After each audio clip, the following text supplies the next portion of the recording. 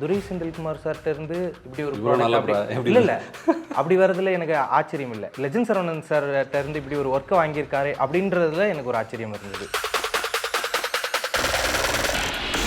Legend பார்க்குறீங்க, அதோட out பார்க்குறீங்க, அவரோட பெர்ஃபார்மன்ஸாக இருக்கட்டும், அவரோட ஆக்டிங், இந்த இதெல்லாம் பார்த்துக்கப்புறம் சாரை வச்சு நம்ம இப்படியான ஒரு மாஸ் கமர்ஷியல் எடுக்க போகிறோம் அப்படின்றதுலாம் நீங்கள் எந்த அளவுக்கு கான்ஃபிடென்ட்டாக இருந்தீங்க? காக்கி சட்டை பண்ணும்போது சிவா வந்து ஆக்ஷன் பண்ணவே இல்லை. சூரி சாருக்கும் நம்ம ஒரு ஆக்ஷன் அவுட் அண்ட் அவுட் ஒரு ரூரல் ஆக்ஷன் ட்ரை பண்ணுறோம் போது அந்த கான்ஃபிடென்ஸில் தான் நான் வந்து இதை வந்து அப்ரோச் பண்ணேன். இப்போ நான் முத்தே தெரியும், இந்த படத்துக்கு முன்னாடி அதை கேட்டால் நமக்கு எப்படி தோணும், அந்த பாட்டை போய் மாஸ்க் யூஸ் பண்ணலாம், உங்களுக்கு எப்படி அது ஃபர்ஸ்ட் தோணுச்சு? இல்லை, அந்த பாட்டு ஒரு மாஸ் பாட்டு தானே. இப்போ நீங்கள் வெற்றி கொடி கெட்டுன்ற பாட்டை ரஹ்மான் சாரே சொல்லியிருக்காங்க, அதுலேருந்து இன்ஸ்பயரே தான் பண்ணேன். எமோஷனல் சீக்வன்சஸ், சாரோட எமோஷனல் சீக்வன்சஸாக இருக்கட்டும், ஆக்டிங்காக இருக்கட்டும், அது பல்வேறெல்லாம் ட்ரால் பண்ணப்பட்டிருக்கு. எனக்கு அது நடந்திருக்கு. செந்தில்ன்ற பேருக்கு நான் வருத்தப்பட்டிருக்கேன் எங்கள் அப்பா மாட்டேன். ஓகே. ஸோ எல்லாருக்குமே அது வந்து ஐடென்டிஃபை பண்ணிக்கக்கூடிய ஒரு விஷயம். எல்லா படங்களுமே பண்ணுறீங்க, ஒரு எக்ஸ்பீரியன்ஸ் டேரக்டர் ஆகிட்டீங்க, 6-7 படம் பண்ணிட்டீங்க. அப்படிங்கும்போது அதுக்கப்புறமும் போயிட்டு வெற்றிமாறன் சார் கூட ஒர்க் பண்ணுறீங்க. வெற்றி சாருக்கும் எனக்குமான ரிலேஷன்ஷிப் நான் எல்லா இன்டர்வியூலையும் சொல்கிறேன், அவர் எனக்கு ஒரு அண்ணன் மாதிரி. நான் அவர் கூட இருந்து பண்ணுறதும் இல்லை தனியாக வந்து பண்ணுறதும் ரெண்டுமே எனக்கு ஒரே மாதிரி தான் தெரியும். GT Holidays. GT Holidays, South India's #1 travel brand. Legend Saravanan is and as leader உங்கள் அபிமான திரையரங்குகளில் ஏப்ரல் 3 முதல் உலகமெங்கும். வணக்கம் சார். வணக்கம். எப்படி சார் இருக்கீங்க? நல்லா இருக்கேன் சார். எப்படி இருக்கீங்க? ரொம்ப சூப்பராக இருக்கேன். லீடர் ஃப்ரம் த போஸ்டர்லேருந்து டீசராக இருக்கட்டும், அதுக்கப்புறம் அந்த லிரிக் வீடியோவாக இருக்கட்டும், எல்லாமே ரொம்ப குவாலிட்டியாக எனக்கு ரொம்ப பிடிச்சிருந்தது. ரொம்ப இம்ப்ரெசிவ். அப்படின்னு துரை செந்தில்குமார் சார்ட்ட இருந்து இப்படி ஒரு ப்ராடக்ட் அப்படி இல்லை அப்படி வரதுல எனக்கு ஆச்சரியம் இல்லை. ஓகே. லெஜண்ட் சரவணன் சார்ட்ட இருந்து இப்படி ஒரு ஒர்க்கை வாங்கியிருக்காரு அப்படின்றதுல எனக்கு ஒரு ஆச்சரியம் இருந்தது. அப்படிங்கும்போது எனக்கு இதோட ஸ்டார்டிங்லேருந்து சார், லெஜண்ட் சரவணன் சார் துரை செந்தில்குமார்கிட்ட கேட்டாரா, எனக்கு கதை இருக்கா, இது பண்ண முடியுமா அப்படின்னு சொல்லி கேட்டாரா, இல்லை சார்கிட்ட ஒரு கதை இருந்து உங்கள்கிட்ட ஒரு கதை இருந்து அதை நீங்கள் லெஜண்ட் சரவணன் சார் பண்ணலாமேன்னு நீங்கள் யோசிச்சிங்களா? இல்லை, சாரோட மேனேஜர் அம்பிகாபதின்னு சொல்லி ஒருத்தர் இருக்காரு. அவர் வந்து எனக்கு ஃப்ரெண்டு. நான் அவரும் ஃபஸ்ட் ஃபிலிம்லேருந்தே நான் அவரோட இதாக ஒர்க் பண்ணிகிட்டு இருந்திருக்கேன். ஸோ எனக்கு அவருக்கும் ஒரு ஃப்ரெண்ட்ஷிப் இருக்குது. அவர் சார்கிட்ட மேனேஜர் ஆனதுக்கப்புறம் அந்த ப்ராஜெக்ட் லெஜண்ட் ஒர்க் பண்ணியிருந்தார். நானும் பட்டாசு முடிச்சுட்டு அடுத்தடுத்த ப்ராஜெக்ட் அதிகாரம் நான் ஷூட்டிங் ஸ்டார்ட் பண்ணல. அந்த டைமில் வெற்றி சாரோட விடுதலை பார்ட் 1க்கான அந்த ட்ரெயின் சீக்வன்ஸ் இருக்கு இல்லையா, அந்த எக்ஸிக்யூஷனில் நான் இருக்கிற டைமில் ஒரு நாள் ஃபோன் பண்ணி இந்த மாதிரி நான் சார்கிட்ட அவங்கள பற்றி சொல்லியிருக்கேன், நம்ம மீட் பண்ணலான்ற மாதிரி சார் கேட்டார் அப்படின்னாரு. எனக்கு நான் 2-3 நாள் வேறு ஒர்க்கு, அந்த ஷூட்டிங்கு எல்லாமே இருந்துச்சு. அதை முடிச்சுட்டு ஒரு நாள் சாரை போய் மீட் பண்ணேன். அப்படி தான் எனக்கு இந்த சாரை மீட் பண்ணுறதுக்கான வாய்ப்பு இப்படி தான் அம்பிகாபதி மூலமாக தான் அமைஞ்சது. ஸோ போய் மீட் பண்ணும்போது இனிஷியலாக படம் பண்ணுறோமா இல்லையான்றது தெரியல. ஜென்ரலாக லீடரை பற்றியும் அவருக்கு சினிமாவில் இருக்கிற இதை பற்றியும் மியூச்சுவலாக 2 பேரும் பேசிக்கிட்டு இருந்தோம். என் படங்களை பார்த்ததை பற்றி அவர் சொல்லிகிட்டு இருந்தார். சரி, அப்படியே ஒரு 4-5 மீட்டிங்க்கு அப்புறமா தான் ஓகே ப்ராஜெக்டாக நம்ம அடுத்தது பண்ணணும்னா என்ன மாதிரி பண்ணலாம் இப்படின்றத பேசிகிட்டு இருக்கும்போது தான் எனக்கு கருடன் வாய்ப்பு வந்தது.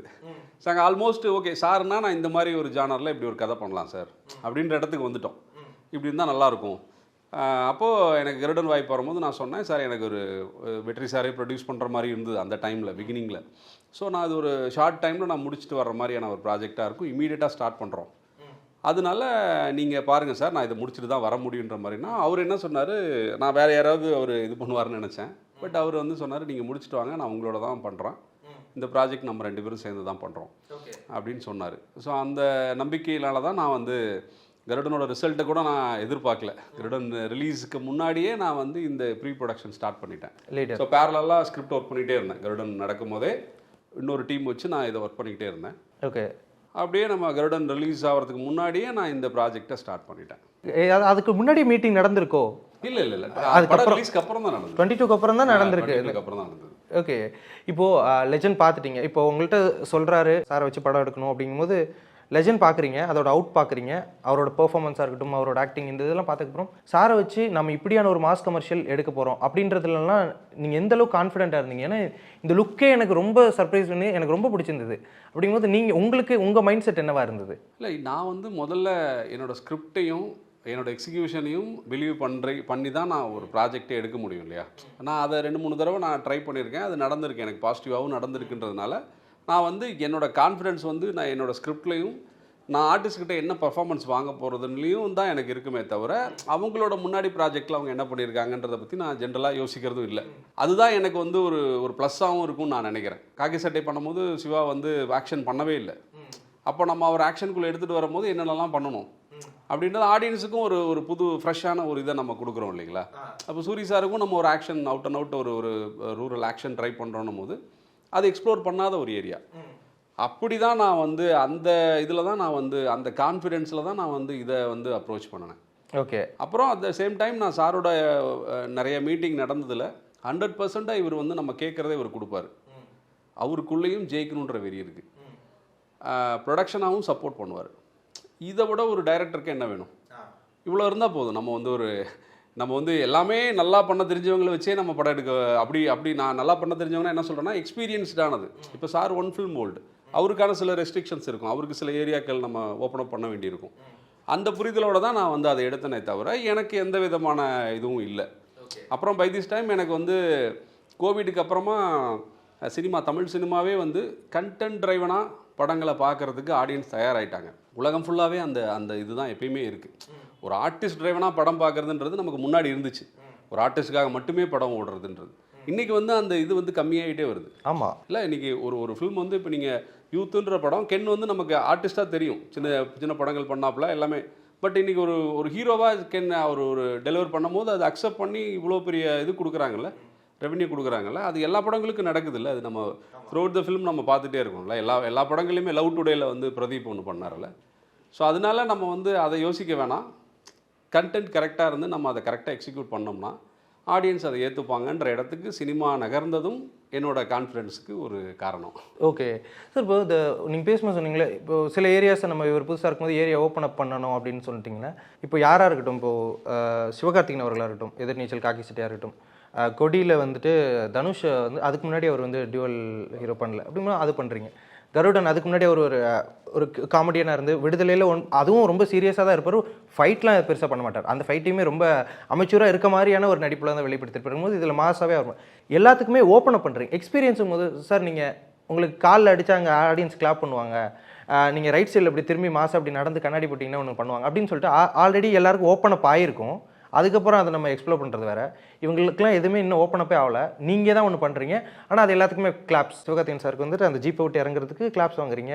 இப்போ லெஜண்ட் சரவணன் சாருக்குமே இப்போ அந்த முத்தை திருன்னு சொல்லிட்டு அந்த ஒரு விஷயமா இருக்கட்டும், இது எல்லாமே எப்படி ஓப்பன் அப் பண்ணுறதுக்கு நீங்கள் என்னென்னலாம் ஃபஸ்ட் அனலைஸ் பண்ணுவீங்க? ஒரு ஹீரோ கிட்ட என்னென்ன விஷயங்கள்லாம் இருக்கணும்? இல்லை, இது வந்து நம்ம ஒரு விஷயம் கிடையாது, ஒரு 10 விஷயம் சேர்ந்தது தான் ஒரு மொமெண்ட்டோட. நீங்கள் சொல்கிற அந்த மொமெண்ட் கிரியேட் ஆகிறதுக்கு நீங்கள் படத்துலையோ நம்ம ஒரு சீக்வன்ஸாக பார்க்கும்போதோ ஸ்கிரிப்ட் கரெக்டாக வரணும், அந்த கேரக்டர் எலிவேஷன் கரெக்டாக இருக்கணும், அங்கே நமக்கு ஷார்ட் டிவைட் கரெக்டாக பண்ண தெரியணும், எந்த ஆங்கிளில் அந்த ஹீரோவை எப்படி பார்க்க வச்சா, எவ்வளோ நேரம் பார்க்க வச்சா, என்ன மியூசிக்கில் என்ன எடிட்டில் அதை காட்டினா கரெக்டாக இருக்குன்றதான ஒரு ஃபில்ம் மேக்கரோட வேலை இல்லையா. அது நமக்கு அங்கங்கே நம்ம அதை ட்ரை பண்ணியிருக்கிறதுனால அதை தான் நான் எக்ஸ்ட்ராக்ட் பண்ணுவேன். ஓகே. ஸோ அதனால் நான் இது வந்து ஒரு 10 விஷயம் சேர்ந்த ஒரு கூட்டு இதுதான் இது. இப்போ அந்த இடத்துல முத்தை திரு போடணுன்றது எங்கள் கான்ஷியஸ் டிசிஷன் தான். நான் வந்து அதை ஒரு அந்த சாங்கில் தான் அதை எடுத்துகிட்டு வரணும். பட் சும்மா சொல்கிறேன், இப்போ சூரி சார் நம்ம கருடனில் வந்து அந்த கொடையை அந்த கையிலேருந்து இந்த கையில் மாற்றுவார், இவர் வந்து தீப்பந்தத்தை இப்படி எடுத்துகிட்டு வருவார். ஸோ இந்த மாதிரி சின்ன சின்ன எது பண்ணுனா, என்ன ஆங்கிளில் பண்ணுனா, என்ன லைட்டிங்கில் பண்ணால், என்ன மியூசிக்கில் பண்ணுனா இது கரெக்டாக இருக்கும், என்ன ஃப்ரேமிங் அதில் இருக்கணும். இப்போ 24 ஃப்ரேம்ஸில் நம்ம எடுக்கிறோம் இல்லையா, அது எவ்வளோ ஹை ஸ்பீட் போனால் அது ஒர்க் அவுட் ஆகும்.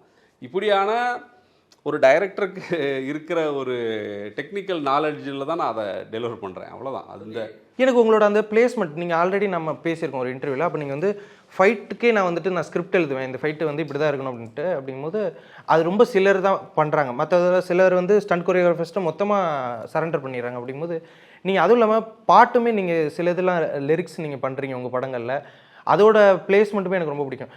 எதிர்நீச்சல் வந்துட்டு உன் பார்வையில் பாட்டுலாம் வந்துட்டு ஜஸ்ட் அந்த ஒரு பைக்கு அந்த டீச்சர் நீங்கள் அப்படியே குழந்தைங்களும் விளையாடுங்க, அதோட இதுவுமே ரொம்ப அழகாக இருக்கும். அது வந்து ஒரு 1 மினிட் சாங் தான் அது. அப்படிங்கும்போது அந்த நாலேஜுமே உங்களுக்கு ஹெவியாக இருக்கும்போது இந்த முத்தை திரு இதை எடுத்துகிட்டு வருவோம், இதை ஒரு மாசான ஒரு பிஜிஎம் போட்டு இதே எலிவேட்டுக்கு யூஸ் பண்ணலாம். ஏன்னா அது எந்த ஆங்கிலையுமே இப்போ நான் முத்தை திரு இந்த படத்துக்கு முன்னாடி அதை கேட்டால் நமக்கு எப்படி தோணும், அந்த பாட்டை போய் மாஸ்க்கு யூஸ் பண்ணலாம். உங்களுக்கு எப்படி அது ஃபஸ்ட்டு தோணுச்சு? இல்லை அப்படி இல்லை, நீங்கள் அந்த பாட்டு ஒரு மாஸ் பாட்டு தானே. இப்போ நீங்கள் வெற்றி கொடி கட்டுன்ற பாட்டை ரஹ்மான் சாரே சொல்லியிருக்காங்க, அதுலேருந்து இன்ஸ்பயர் தான் பண்ணேன். ஜென்ரலாகவே எனக்கு முருகன் எல்லாருக்குமே முருகன் வந்து பிடிச்ச ஒரு கடவுள் தான் இல்லையா, நம்ம தமிழில் இருக்க எல்லாருக்குமே. அந்த மாதிரி எனக்கு தூத்துக்குடியில் தான் இந்த கதை நடக்குது. நான் தூத்துக்குடி போய் லொக்கேஷன் பார்க்கும்போது ஒரு விஷயம் கான்ஸ்டண்ட்டாக நான் நோட்டீஸ் பண்ணிக்கிட்டே இருந்தேன். நிறைய பேர் நடைப்பயணமாக திருச்செந்தூருக்கு போவாங்க. அந்த ஈவெண்ட் அங்கே நடந்துக்கிட்டே இருந்தது. பேக் அண்ட் ஃபோர்த் நம்ம எங்கே பார்த்தாலுமே அது வந்து இருந்துக்கிட்டே இருந்தது. ஸோ எனக்கு ஒரு சீக்வன்ஸில் இந்த மாதிரி ஒரு போனால் நல்லாயிருக்கும். அங்கே ஒரு முருகர் பாட்டை வச்சு ஒரு ஹீரோயிக் எலிவேஷன் எனக்கு கதையாகவும் அந்த இடத்துல இப்போ நீங்கள் படமாக பார்த்தீங்கன்னா ஒரு கண்டிப்பாக ஒரு தியேட்டரில் கிளாப் வாங்குற ஒரு மொமெண்ட்டாக தான் அது இருக்கும். அப்படியான ஒரு சிச்சுவேஷன். அப்போ அதை ஹைப் பண்ணுறதுக்கு இப்போ நீங்கள் சொன்ன மாதிரி என்னென்ன எலிமெண்ட் சேர்க்க முடியும்னும் போது எனக்கு அந்த முருகர் ஊர்வலமும் அந்த சாங்கும் எனக்கு மைண்டில் வந்துச்சு.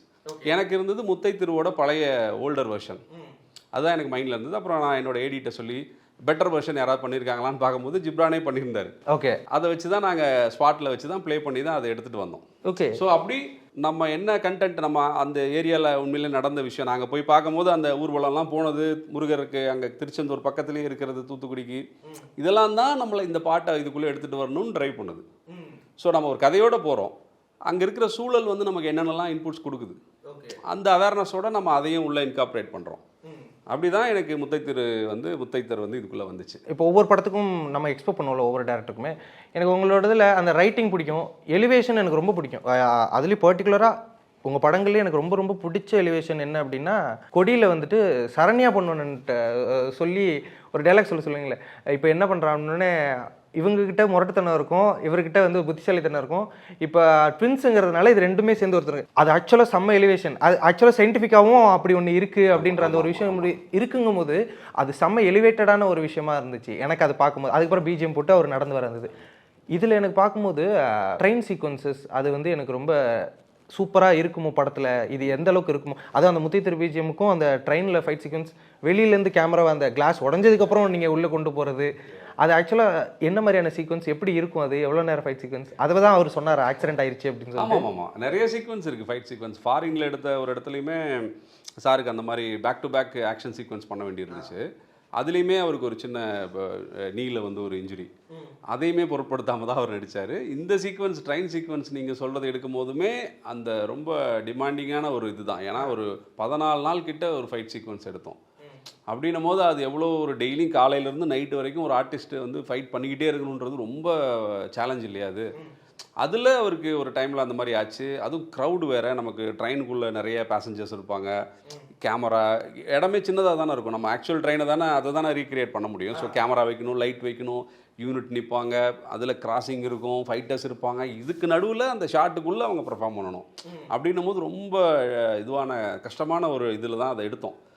அதில் வந்து தான் நிறைய பேருக்கு இந்த மாதிரி நடக்கலான்றதான் சார் அந்த ஆம்புலன்ஸ் எல்லாம் சொன்னார், ரெடியாக வச்சுக்கோங்க, எப்போ வேணாலும் யாருக்கு வேணாலும் எது வேணாலும் நடக்கலான்ற மாதிரி தான் நாங்கள் பயத்தோடு தான் இருந்தோம். ஏன்னா யாருமே இப்போ ஓடும் போது நீங்கள் கண்ட்ரோலாக ஓட முடியாது. முன்னாடி ஓடுறவர் கொஞ்சம் ஸ்லோவாக ஓடினார்னா உங்கள் கால் அவர் மேலே பட்டுச்சுன்னா நீங்கள் லேட்டாகவும், பின்னாடி வரவங்க உங்கள் மேலே விழுந்துருவாங்க.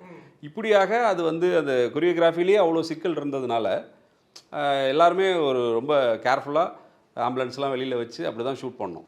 சாரோட இன்ட்ரெஸ்ட்டும் எல்லாரும் மாஸ்டருமே கரெக்டாக அது எல்லாத்தையும் ஹேண்டில் பண்ணதுனால, அந்த டீம் எல்லாமே கரெக்டாக, மாஸ்டரோட அசிஸ்டன்ஸ் எல்லாருமே அதை கரெக்டாக பண்ணதுனால சேஃபாக எல்லாமே முடித்தோம். 1-2 சாருக்கான இன்ஜுரிஸ் அது மட்டும்தான் நம்ம இதாக இருந்துச்சு. அது ரிப்பீட்டடாக ஷார்ட்ஸ் பண்ணும்போது நடந்த விஷயங்கள், அதையும் அவர் பொருட்படுத்தாமல் ரொம்ப இன்வால்மெண்ட்டோட பண்ணி கொடுத்தாரு அந்த இதெல்லாமே. ஒரு கடைசி ஒரு 10 வருஷத்தில் எடுத்துக்கிட்டோம் அப்படின்னா, இது வந்து ஒரு லைனு, இந்த ஒரு கதை, இதை எப்படி வந்து ஒரு படமாக பண்ணலாம் அப்படின்ற தைரியம் இவங்களுக்கு வந்துச்சு அப்படின்னு சொல்லிட்டு எனக்கு ரொம்ப ஆச்சரியப்படுத்தினது ஒரு 2 படம். எனக்கு மகான் படம் பார்க்கும்போது தோணுச்சு. அதாவது வந்து எந்த அளவுக்கு எக்ஸ்ட்ரீமிஸ்ட், நானும் ஒரு எக்ஸ்ட்ரீமிஸ்ட், நீயும் ஒரு எக்ஸ்ட்ரீமிஸ்ட். ஸோ எக்ஸ்ட்ரீமிசமாக இருக்கிறது தான் தப்பு, ரெண்டுமே அளவாக இருந்தால் தப்பே கிடையாது. இதுதான் அந்த படம் சொல்ல வருது. இந்த ஒரு லைனை வச்சுட்டு ஒரு படம் அவர் பண்ணுறாரு அப்படிங்கும்போது எனக்கு அது ரொம்ப பெரிய ஆச்சரியம். அதே மாதிரி எதிர்நீச்சல் 2013 வரும்போது தென் ஒரு பேரை அவருக்கு மாற்றணும், ஒரு அடையாளத்தை மாற்றணும், நான் யாருன்னு காட்டணும், அவ்வளோதான். இதுதான் ஒரு லைன். இந்த லைனை வச்சுட்டு நீங்கள் ஒரு கதை எழுதியிருக்கீங்க, இதுதான் நான் சொல்லவே வரேன் அப்படிங்கும்போது எப்படி சார், எந்த இடத்துல உங்களுக்கு அதை ஒரு கான்ஃபிடன்ஸ் கொடுக்கும், இதை மக்கள் ஏற்றுப்பாங்க அப்படின்னு சொல்லிட்டு? இல்லை, எந்த இடத்துலனா நமக்கு அந்த டைமில் ஒரு ஃபஸ்ட் ஃபிலிம் பண்ணும்போது நம்ம ஒரு சின்ன ஐடியாஸோடு தான் நம்ம வந்து எல்லாத்தையுமே ட்ரை பண்ணுவோம் இல்லைங்களா. அப்படி இருக்கும்போது எனக்கு அந்த அப்புறம் எப்பயுமே ஐடென்டிஃபை பண்ணிக்கிற எலிமெண்ட்ஸ் வந்து நமக்கு ஸ்க்ரீனில் வந்து பெருசாக தெரியும். நீங்கள் எவ்வளோ பெரிய விஷயத்தை வேணாலும் சொல்லுங்கள், பேருன்றது எனக்கு அது நடந்திருக்கு. இப்போ செந்தில்ன்ற பேருக்கு நான் வருத்தப்பட்டிருக்கேன் எங்கள் அப்பா அம்மாட்ட. ஓகே. அந்த மாதிரிலாம் நடந்திருக்கு இல்லையா? ஸோ எல்லாருக்குமே அது வந்து ஐடென்டிஃபை பண்ணிக்கக்கூடிய ஒரு விஷயம். நம்ம பேர் வந்து ஒரு பாயிண்டில் நம்ம யோசிப்போம், இன்னும் கொஞ்சம் பெட்டராக நமக்கு பேர் இருந்திருக்கலாமோ அப்படின்ற மாதிரி தோணும். இல்லை நமக்கு வேற பேர் இருந்தால் நல்லா இருந்திருக்குமோ, ஸ்ட்ராங்காக நமக்கு இல்லையே இப்படின்றது எல்லாருக்குமே இருக்கும் இல்லையா? அந்த ஐடென்டிஃபிகேஷன் ஃபேக்டர் தான் எனக்கு அந்த கதையில் ப்ளஸ்ஸாக தெரிஞ்சுதே தவிர. ஸோ அது வந்து எல்லாராலையும் நமக்கு இப்போ லவ் ஸ்டோரி ஏன் எல்லாருக்கும் ஈஸியாக பிடிக்குது, ஏன் எமோஷன்ஸ் ஈஸியாக பிடிக்குதுன்னா நம்ம எமோஷனோட தான் வாழ்ந்துட்டு இருக்கோம். எல்லாருக்குமே ஒரு ஃபேமிலி இருக்குது, எல்லாருக்குமே ஒரு லவ் லைஃப் இருக்குது, எல்லாருக்குமே ஒரு மோட்டிவேஷ்னல் கதை கேட்கும் போது நம்மளும் லைஃப்பில் ஜெயிக்கணுன்றது இருக்குது. ஸோ அந்த படம் பார்க்கும்போது அந்த ஐடென்டிஃபிகேஷன் இருக்குல்ல, நம்மளை அந்த இடத்துல வச்சுக்கிறதோ நமக்கு இப்படி நடந்தால் நல்லா இருக்கும்னு நினைக்கிறதுக்கோ ஒரு இது கிரியேட் பண்ணுதில்ல படம். அதனால எனக்கு எதிர்நீச்சலோட அந்த லைன் வந்து என்ன கான்ஃபிடென்ஸ்னா, எல்லாருனாலையும் இது ரிலேட் பண்ணிக்கப்படும், அதுதான் கான்ஃபிடென்ட். ஓகே. அதில் தான் வந்து நமக்கு அந்த ஸ்க்ரீன் பிளே ஓகே இது ஃபுல் லென்த் இது தாங்குன்ற ஒரு அசட்ட துணிச்சல் தான். நான் ஃபஸ்ட் படம் தானே, அப்படி சம்டைம்ஸ் நம்ம வந்து கால்குலேட்டிவாக எடுக்க மாட்டோம். எல்லாருக்கும் அது கேட்கும்போது பிடிச்சிருந்தது. வெற்றி சார் நல்லா இருக்குன்னு சொன்னார். தனுஷ் சாருக்கு நரேட் பண்ணேன், ஒரு 40 மினிட்ஸ் 30 மினிட்ஸ் சொல்லியிருப்பேன், அவரும் நல்லா இருக்குது படம் பண்ணிடலான்ட்டாரு. அது நமக்கு ஒரு எனர்ஜி கொடுக்கும் இல்லையா? இப்போ இப்போ இவ்வளோ பெரிய ஆட்கள் சொல்லும் போது நம்ம அப்படியே அதை வந்து இது பண்ணிடுறோம். ஓகே. காக்கி சட்டை காலேஜ் டைமில் நான் போய் பார்க்குறேன். அதுக்கு முன்னாடி சிவகார்த்திகேயன் அவர்களாம் அப்படி பார்த்ததே இல்லை நம்ம யாரும். நம்ம பார்க்கும்போது நீங்கள் இன்ட்ரோ ஷாட் எப்படி வச்சுருப்பீங்கன்னா பயங்கர மாசாக ஒரு பில்டப், பின்னாடி ஒரு டைலாக் இருக்குன்னு நாம் யோசிக்கிறேன், சிவகார்த்திகேயன் படத்துக்கு தான் வந்திருக்கோம் அப்படின்ற மாதிரி ஒரு இது இருக்குல்ல. வராரு, செம்ம மாசா பிஜிஎம் எல்லாம் இது பண்ணதுக்கப்புறம் கொஞ்சம் அப்புறம் இல்லை நான் பேலன்ஸ் பண்ணுறேன் அப்படின்னு சொல்லிட்டு மறுபடியும் அவர் ஹியூமராகவே இது பண்ணியிருப்பீங்க. அது கனவு அதெல்லாம் அப்படின்னு சொல்லிட்டு. இது ரைட்டிங்கில் அது எப்படி நீங்கள் எதனால் இது இப்படி பண்ணீங்க?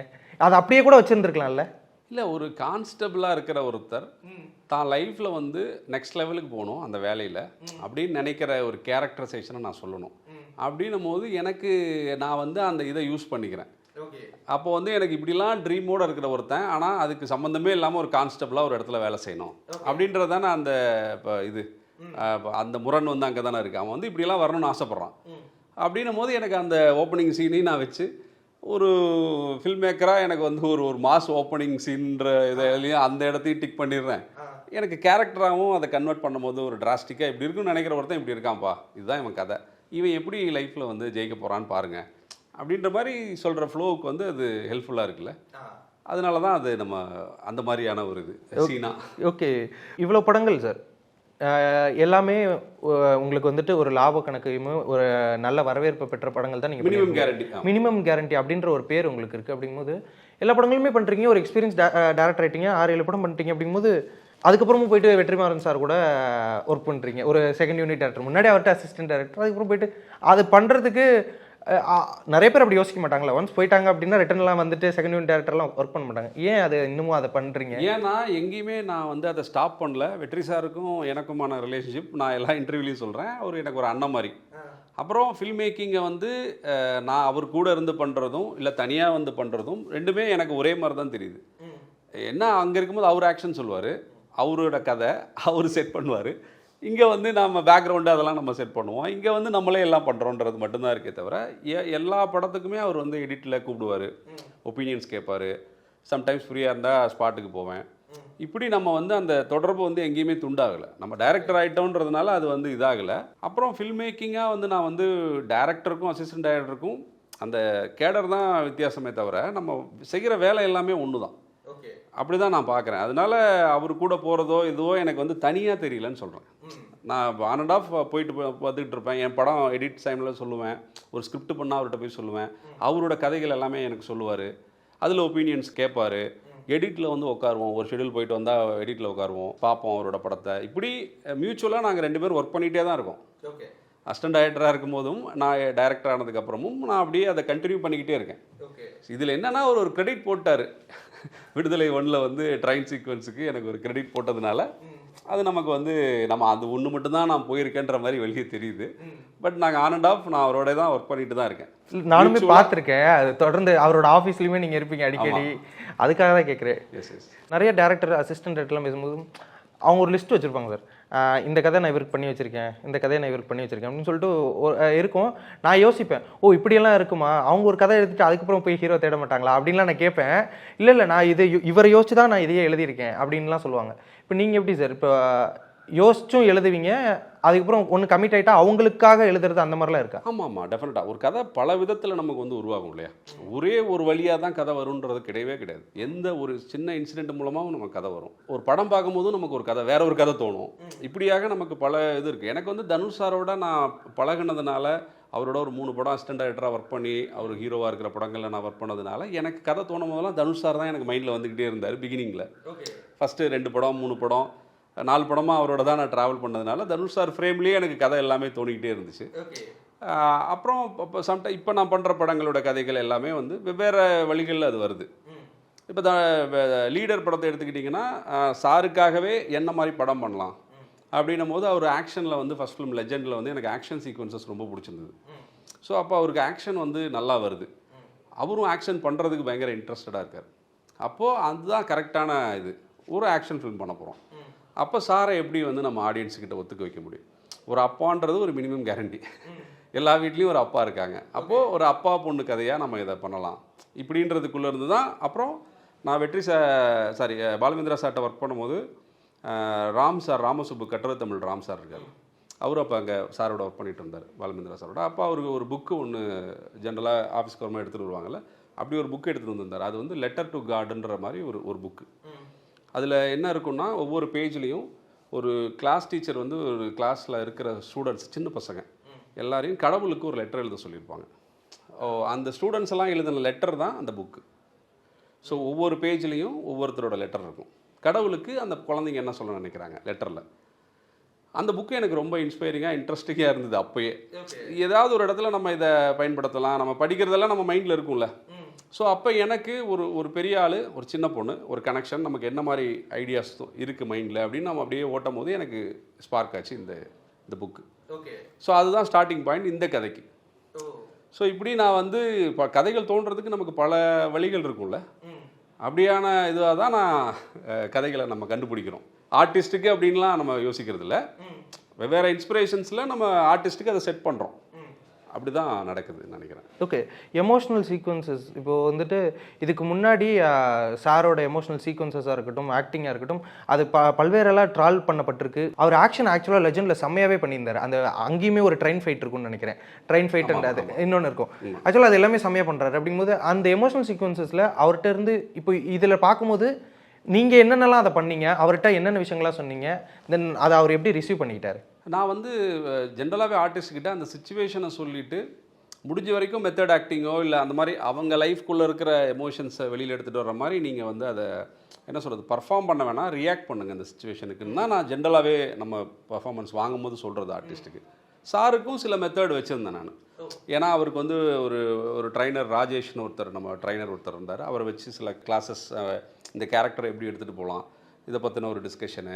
சாருக்கு இந்த சீனை எப்படி பண்ணணுன்னு தோணுது, அப்புறம் எனக்கு என்ன தோணுது, இது ரெண்டுக்குமான டிஃப்ரென்ஸ் என்ன, அதை நான் அங்கேயே போயிட்டு ஒரு இதில் ஷூட் பண்ணி அவரோட ஆஃபீஸ்லேயே ஐபேடில் ஷூட் பண்ணி அதை அவர்கிட்ட காட்டி இதுக்கு ரெண்டுக்குமான டிஃப்ரென்ஸ் இது, எனக்கு இவ்வளோ இருந்தால் போதும், ஏன்னா நான் இந்த லென்ஸில் வரப்போகிறேன், எனக்கு ஒரு மியூசிக் சப்போர்ட் இருக்கும். ஸோ நீங்கள் வந்து எனக்கு இவ்வளோ காட்டினா போதும், நான் ஸ்க்ரீனில் இப்படி காட்டுவேன். அதை இந்த டிஸ்கஷன்ஸ்லாம் இருக்குல்ல, அவருக்கு வந்து ஏன்னா ஃபில்மை பற்றி நிறைய வெளியிலேருந்து பார்க்கலாம், பட் நீங்கள் உள்ள ஆக்டிங்க்குன்னு வரும்போது சில அதில் ரொம்ப சிம்பிளான சில விஷயங்கள் கூட ரொம்ப எஃபெக்டிவாக நமக்கு ஒர்க் ஆகும். அதுதான் ஃபில்மில் இருக்கிற மற்ற இதை விட ஆர்ட் ஃபார்மை விட ஃபில்மில் இருக்கிற ப்ளஸ் வந்து அதுதான். ஸோ அந்த டிஃப்ரென்சஸ்லாம் நான் அவருக்கு எக்ஸ்பிளைன் பண்ணி அவருக்குன்னு ஒரு மெத்தடை நம்ம கண்டுபிடிக்கிறோம். அதை தான் நான் வந்து சொல்லப்போனால் ஒரு 10 நாள் வந்து நான் அவரை தூத்துக்குடி கூட்டிகிட்டு போயிட்டு வெறும் மாண்டேஜஸ், அவர் என்ன பண்ணுறாரு, நம்ம எப்படி கரெக்ட் பண்ணுறோம், இந்த வேவ் லென்த்தை செட் பண்ணுறதுக்கே ஒரு 10 days எடுத்துக்கிட்டேன். அதுக்கப்புறம் தான் இனிஷியலாக ப்ராப்பர் ஷூட்டிங்கை நான் ஆரம்பித்தேன். ஸோ இந்த லேர்னிங் இந்த இதுக்குள்ளே வந்து 2 பேருக்கு மியூச்சுவலாக ஒரு அண்டர்ஸ்டாண்டிங் வந்து நான் என்ன சொல்கிறேன்றதை அவர் புரிஞ்சுக்கிட்டாரு. அப்படி தான் அடுத்தடுத்த ஒவ்வொரு சீன்ஸாக நம்ம வந்து இதில் பண்ணியிருக்கோம். ஒரு டேரக்டராக நீங்கள் ஒரு சக்ஸஸ்ஃபுல் அண்ட் மினிமம் கேரண்டி இது மாதிரியான ஒரு இது இருக்குல்ல, ஒரு டேரக்டராக ஒரு கமர்ஷியலாக இப்போ என்ன சொல்லுவாங்க, அந்த ஒரு லீக் அப்படின்னு சொல்லிட்டு டக்குன்னு அந்த ஒரு பெரிய ஹீரோக்கு போய் கதை சொல்கிறது, இந்த மாதிரியான விஷயங்கள்லாம் இருக்கும்ல சார், அது உங்களுக்கு தோணுமா? இல்லை அதை நீங்கள் பண்ணியிருக்கீங்களா? ஏன் வந்துட்டு அந்த ஒரு பெரிய லீக், ஆனால் நீங்கள் பண்ணுறது எல்லாமே அந்த ஒரு செகண்ட் லீக்கில் இருக்க அந்த ஒரு ஹீரோஸ் அதில் ஒரு சக்ஸஸ் கொடுத்துட்டு இருக்கீங்க, அந்த ஒரு ஃபர்ஸ்ட் லீக் போகணும் நம்ம அப்படின்னு சொல்லிட்டு நீங்கள் யோசிப்பீங்களா? இல்லை, அப்படி உங்களுக்கு இன்ட்ரெஸ்ட், நீங்கள் ஃபர்ஸ்ட் லீக் போய் பண்ணிடுறீங்க, எத்தனை ஃபர்ஸ்ட் லீக் படம் பண்ண முடியும் உங்களால்? ஓகே, இப்போ நீங்கள் ஃபர்ஸ்ட் லீக் நீங்கள் மென்ஷன் பண்ணுறது, இப்போ நான் வந்து அதை பெருசாக தான் பார்க்குறேன். தனுஷ் சாரோட வேலை செய்கிறதோ, ஒரு சிவகார்த்திகேயனோ, சீரியஸா ஆமாம், இன்றைக்கி வந்து நீங்கள் எதையுமே செகண்ட் லீக் அப்படி நான் பார்க்கல. எல்லாருமே நல்ல பெரிய ஆர்டிஸ்ட் எல்லாருமே. சோகால்ட் ஃபர்ஸ்ட் லீக்ன்றது வந்து நான் அப்படி நான் நினைக்கிறதே கிடையாது. நீங்கள் என்னன்னா அதில் எத்தனை படம் பண்ண முடியும் உங்களால்? 2 படம் 3 படம், மறுபடியும் நீங்கள் என்ன பண்ணுவீங்க? திரும்ப அப்போ எல்லாமே ஒன்று தானே. நீங்கள் இங்கிருந்து அங்கே போகிறதோ, அங்கேருந்து இங்கே வர்றதோ, என்னை பொறுத்த வரைக்கும் ஃபில்ம் மேக்கிங் தான் நமக்கு வந்து எக்ஸைட்டிங்கான ப்ராசஸை தவிர, ஓகே, அதில் நம்ம எப்படி டெலிவர் பண்ணுறோம், ஒரு ப்ரொடியூஸ் பண்ணுறவங்களுக்கு எப்படி நம்ம திருப்பி கொடுக்குறோம், ஆடியன்ஸை எப்படி சாட்டிஸ்ஃபைட் பண்ணுறோம், நமக்குமே அதில் என்ன எக்ஸைட்டிங்காக இருக்குது, என்ன லேர்னிங் இருக்குது, இவ்வளோதானே தவிர ஸ்டார்ஸை வச்சு தான் நம்ம பண்ணணுன்றதும் கிடையாது. ஸ்டார்ஸ் இல்லாமல் அதுவும் இருக்குது. பட் நான் அதை வந்து மெயின் பாயிண்ட்டாக, அது ஒரு ஃபஸ்ட் பாயிண்ட்டாக நான் வைக்கலன்றேன். அது அமையும் போது தான் அமையும். இப்போ நீங்கள் பெரிய ஆர்டிஸ்ட் வச்சு படம் பண்ணுறவங்களும் டே 1 இதுக்கு தான் நான் வந்தேன்னு சொல்ல முடியாது. ப்ராசஸில் அதுவாக அமைஞ்சு அப்படி நடந்திருக்கும் இல்லையா? அதனால நம்ம வந்து அதை யாருமே பிளானிங்கோட பண்ண முடியாதுன்னு நான் நினைக்கிறேன். கண்டிப்பாக நிறைய படங்கள் இது எல்லாமே பண்ணியிருக்கீங்க. அப்படிங்கும்போது புக்கு வந்து ஒரு இன்ஸ்பிரேஷனாக சொன்னீங்களே சார், அந்த மெசேஜ் டு காட், அந்த letter to God. Letter to God. அதே மாதிரி ஏதாவது ஒரு படமோ ஏதாவது ஒரு சீனோ உங்களுக்கு இன்ஸ்பயர் ஆகி நான் ஃபில்ம் மேக்கர் ஆகிறதுக்கு இந்த ஒரு சீனோ இல்லை இவங்களோட ஒர்க்கோ தான் எனக்கு இன்ஸ்பிரேஷனாக இருந்திருக்கு அப்படின்னு நீங்கள் என்ன சொல்வீங்க? எனக்கு பாலுமேந்திரா சாரோட கதை நேரம் நான் சொல்லுவேன். நான் காலேஜ் படிக்கும்போது புதன்கிழமையானா நைட்டு வரும். ஸோ அந்த கதை நேரம் எபிசோட்ஸ் வந்து எனக்கு ரொம்ப இன்ஸ்பைரிங்காக இருந்தது. என்னென்னா அது எல்லாமே ஒரு ஷார்ட் ஸ்டோரிஸ், அதை வந்து ஃபில்மாக அவர் கன்வெர்ட் பண்ணுவார். ஸோ நான் என்னென்னா சில ஷார்ட் ஸ்டோரிஸும் நான் படிச்சிருக்கேன் அந்த டைமில். எனக்கு அப்போயே நான் ஃபஸ்ட் இயர் படிக்கும் போதே எனக்கு வந்து ஃபில்ம் மேக்கிங் படிக்கணுன்ற எனக்கு இன்ட்ரெஸ்ட் இருந்தது. டிஎஃப்டி படிக்கணுன்ற ஒரு ஆசை இருந்தது காலேஜ் படிச்சுட்டு இருக்கும்போது. ஸோ அப்போ எனக்கு வந்து இந்த மாதிரி சார் பண்ணுறது எல்லாமே ஒரு ஷார்ட் ஸ்டோரி அப்படின்னும் போது 2 கதைகளை வந்து நான் படிச்சிருந்த கதைகளை அவர் எப்படி படமாக எடுக்கிறாரு அப்படின்ற ப்ராசஸ் வந்து எனக்கு பயங்கரமாக பார்க்கும் போதே செம்மையாக இருந்துச்சு. ரைட்டிங்கில் எப்படி இருக்கும், விஷுவலில் எப்படி இருக்குமா அது அப்படின்னும் போது அதுதான் என்னோடய ஃபஸ்ட்டு இது சினிமாவுக்கு வரணும் அப்படின்னும் போது என்னோட லக்கிலி நான் வந்து அவர்கிட்டே வந்து அசிஸ்டண்ட்டாக ஜாயின் பண்ணுன்றது வந்து எனக்கு ஒரு மிகப்பெரிய ஒரு இதுதான், ஒரு லக்கி தான் நான் சொல்லணும். அந்த ஓகே சரி, எனக்கு இப்போ என்னென்னா எனக்கு உங்கள் படம் எல்லாமே எனக்கு பிடிச்சிருக்கா. நிறைய பேர் உங்கள் படத்துக்கு ஃபேன்ஸாக இருக்காங்க. ஒரு டேரக்டராக உங்கள் நேமை ஒரு ரீச் பண்ணணும், ஒரு பிஆர் பண்ணணும், ஃப்ரம் த டைரக்டர் ஆஃப் எதிர்நீச்சல், காக்கி சட்டை, கருடன் அப்படின்னு ஒரு முன்னாடியே ஒரு 4 படத்து பேரை போட்டு ஒரு பிஆர் பண்ணிக்கணும் அப்படின்னு உங்களுக்கு இது இல்லையா சார்? இல்லை, எனக்கு அது தோணுதில்லை. அதுக்கு நான் ரீசனுமே நான் பாலுமேந்திரா சாரோட ஒரு விஷயம் சொல்லியிருந்தேன். இப்போ அந்த ஆடியோ லான்ச்சில் கூட சொல்லியிருந்தேன். அவர் எனக்கு சொல்லிக் கொடுத்த விஷயம் வந்து பேர், புகழ், பணம் இதெல்லாமே வந்து பை ப்ராடக்ட்டு. நம்ம வந்து டெய்லியுமே நமக்கு பிடிச்ச வேலையை நம்ம செய்கிறது மட்டும்தான் நமக்கு சந்தோஷம். அதை நானுமே உணர்ந்திருக்கேன். அதனால எனக்கு அந்த பை ப்ராடக்ட் மேலே எனக்கு பெருசாக நம்ம அதை கொண்டு போய் ப்ரொமோட் பண்ணி தான் நம்ம பண்ணணுன்றதில்ல. நம்ம வேலையை நம்ம சிறப்பாக செய்கிறோமா, அதுக்கான ரெஸ்பான்ஸ் எப்படி வருதோ அதை ஏற்றுக்கலாம், அவ்வளோதான். அப்படி தான் நான் பார்க்குறேனே தவிர இதுக்கு தனியாக நம்ம பண்ணுறதுனால அது வந்து எனக்கு படத்துக்குள்ளே எந்த ஹெல்ப்பும் பண்ணாது. நான் டைரக்டராக வேலை செய்கிறதுக்கு எந்த ஹெல்ப்புமே பண்ணாது. ஓகே, ஸோ அப்படி தான் நான் பார்க்குறேன். தேவையில்லாமல் என்ன டீவியேட் பண்ணுறதுக்கு வேணால் அதை ஹெல்ப் பண்ணலாம். ஓகே, ரொம்ப நம்மளை வந்து ப்ரொமோட் பண்ணிட்டா நம்ம ரொம்ப கான்ஷியஸ் ஆனோம்னாலும் நம்மளால் டெலிவர் பண்ண முடியாது இல்லையா? நம்ம வந்து கான்ஷியஸ்னஸ் இல்லாமல் ஒரு ஸ்கிரிப்டுக்கு நேர்மையாக நம்ம வேலை செய்கிறது தான் நம்மளோட வேலை. அதுக்கே நம்ம 100% போடுறதுல அவ்வளோ சிக்கல் இருக்கிற போது இது மேபி தேவையில்லாத நமக்கு டிவியேஷன்ஸ் கொடுத்தாலும் இதாகுமேன்றதுனால அப்படி எனக்கு நான் இன்டென்ஷனலாக அப்படி நினைக்கல. பட் என்ன சொல்கிறது, அதுக்கான எந்த முயற்சியும் நான் அப்படி எடுத்துக்கல, வெளியில் போய் அப்படி எடுக்கல. புரியுது சார். சார் நிறைய விஷயங்கள் பகிர்ந்துக்கிட்டீங்க. இந்த லீடர் April 3rd ஒரு மிகப்பெரிய ஒரு வரவேற்பை பெறணும் அப்படின்னு சொல்லிட்டு வாழ்த்துக்கள் தெரிவிச்சுக்கிறேன். Thank you so much for the interview sir. Thanks. GT Holidays. GT Holidays, South India's #1 travel brand. Legend Saravanan is and as leader உங்கள் அபிமான திரையரங்குகளில் ஏப்ரல் 3 முதல் உலகமெங்கும்.